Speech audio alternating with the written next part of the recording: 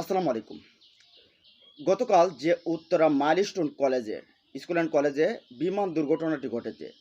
তারপর সেখানে সেই একটা হসপিটালে জামাতের আমির ডাক্তার শফিকুর রহমান এবং নায়েব আমির আবদুল্লাহ মোহাম্মদ তাহের তারা যান। সেখানে এই আহতদেরকে দেখতে যান। জানেন আপনারা যে বাংলাদেশের আনাচে-কানাচে যেখানেই কোনো দুর্যোগ হয় সেখানেই আমিরা জামাত কিন্তু ছুটে যান সেখানে দেখার জন্য, তাদেরকে পরিবারকে সান্ত্বনা দেওয়ার জন্য। তো তিনি এভাবেই গেছিলেন। সেখানে যাওয়ার পর যে এই যে দলের যে পান্ডারা আছে, সেই পান্ডারা তাকে এক প্রকার হেনস্থা করার জন্য কিন্তু উঠে পড়ে লাগে এবং এক পর্যায়ে তার সাথে বেয়াদবিও শুরু করে। দেখেন তিনি গেছেন খালি হাতে যান নাই। তিনি তার হাতে আমরা যতটুকু জানতে পারছি যে ৫০ লক্ষ টাকা এই চিকিৎসার জন্য যখন তৎকালীন দরকার। তারপরে ২২ জন প্লাস্টিক সার্জন, প্লাস্টিক সার্জারি যারা করে এরকম সার্জন নিয়ে গেছেন। তিনি যেহেতু ডাক্তার, নায়েবে আমির ডাক্তার, তিনি জানেন যে সেই সময়টা কী প্রয়োজন। এর জন্য এই প্লাস্টিক সার্জারির যে ২২ জন সার্জন রয়েছে তাদেরকে নিয়ে গেলেন। কিন্তু সেখানে নিয়ে যাওয়ার পর তাকে ঢুকতে বাধা দেয় ছাত্রদলের পান্ডারা।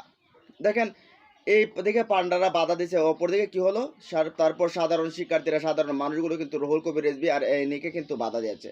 তো কথা হচ্ছে যে যেখানে আমিরা জামাতের সঙ্গে স্বয়ং বেগম খালেদা জিয়া ভালো আচরণ করে, তারেক রহমান ভালো আচরণ করে, যখন তিনি অসুস্থ হয়েছেন তখন এই মির্জা ফখরুল ছুটে গেলেন দেখার জন্য।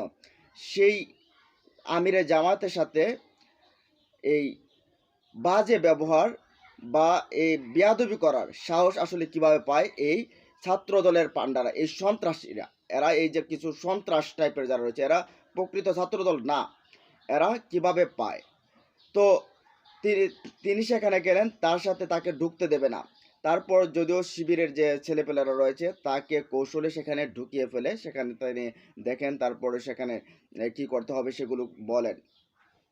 এখন কথা হচ্ছে, আপনি একজনকে নিয়ে ট্রল করতে পারেন, ব্যঙ্গচিত্র তৈরি করতে পারেন, অনলাইনে এটা করতেই পারেন।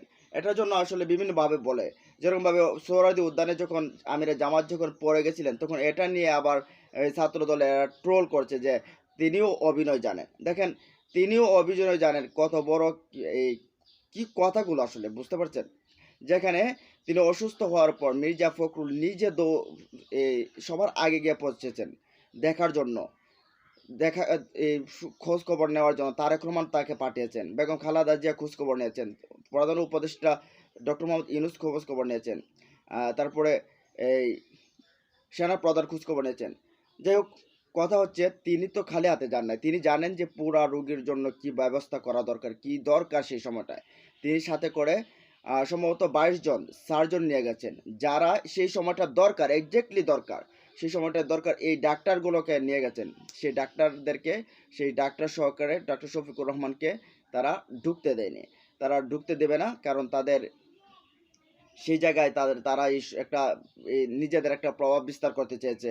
সেখানে তারা মূলত আমির জামাতকে হেনস্থা করার চেষ্টা করেছে। তো এগুলো দেখেন আসলে কিন্তু এগুলো সহ্য করা হবে না। এই উদ্ধতপূর্ণ আচরণ, এরকম পান্ডামি চান্ডামি, এগুলো কিন্তু আসলে সহ্য করা হবে না। এগুলো যাই করুক না কেন, এগুলো আসলে সহ্য করা হবে না। পরবর্তীতে কি হলো তাহলে? আমরা দেখলাম যখন আমিরে জামাতকে যখন তারা এই কাজগুলো করছে, পরবর্তীতে যখন রুহুল কবির রিজভী বয়োজ্যেষ্ঠ একজন মানুষ, বিএনপির অন্যতম নেতা শহীদুদ্দিন চৌধুরী তারা যখন গেল, তখন সাধারণ মানুষ তাদেরকে ঢুকতে দিচ্ছে না। এই যে আগে যে ছাত্রদল যে কাজটা করেছে আমিরে জামাতের সাথে, পরবর্তীতে কিন্তু বিএনপি নেতাদেরকে আটকে দিয়েছে। মির্জা ফখরুল সাহেবকে কিন্তু ঢুকতে দিতে যাচ্ছিল না এইগুলো। কারণ ওই যে একজন দেখিয়েছে, এরপরটা কিন্তু তারা কিন্তু জনগণই শিখে গেছে। তো এগুলো আসলে আচরণ না। রাজনৈতিক দলগুলো এখন দেখেন, আবার যদি রাজনৈতিক দলগুলো যদি না যাইতো, তাহলে আবার বলতো যে রাজনৈতিক কোনো দল খবরই নিচ্ছে না। এমনটা কিন্তু অনেকে বলছে যে বিটেলেন তারা কি যাওয়ার, তারা গেলে মানুষ হবে, এটা ঠিক আছে, কিন্তু তাদের একটা ব্যালেন্স রেখে যাওয়ার উচিত। তবে না গেলেও সমস্যা, রাজনীতিবিদরা এমন একটা অবস্থা, গেলেও সমস্যা, না গেলেও সমস্যা। তো এই কারণে তারা গেছেন, কিন্তু তাদের সাথে যে দলের হোক, এরা শিবিরেরও হোক, বেয়াদবি চলবে না। বিএনপি হাই লেভেলের নেতাকর্মীদের সাথে বেয়াদবি এগুলো চলবে না, কারণ তারা একটা পর্যায়ে, তারা একটা বয়সের দিক দিয়ে তো বয়োজ্যেষ্ঠ, তাদের সাথে এগুলো চলবে না। আর আমি যারা জামাতের সাথে যে কাজটা করছে শিবিরের এই ছাত্রদলের পান্ডারা চান্ডারা যারা করছে এগুলো অত্যন্ত অগ্রহণীয় কাজ। যাই হোক, এটার জন্য তারা হয়তো বা খেসারত দিতে হবে, যদি এটার জন্য তারা ক্ষমা না চায়। যাই হোক, আর আমাদের এখানে যারা উত্তরার যেখানে যারা শহীদ হয়েছেন তাদেরকে আল্লাহ যেন জান্নাত নসিব করে, এবং যারা আহত হয়েছেন তাদেরকে যেন আল্লাহ তারা খুব তাড়াতাড়ি সুস্থ করে দেন। ভালো থাকুন, সুস্থ থাকুন, আল্লাহ হাফেজ।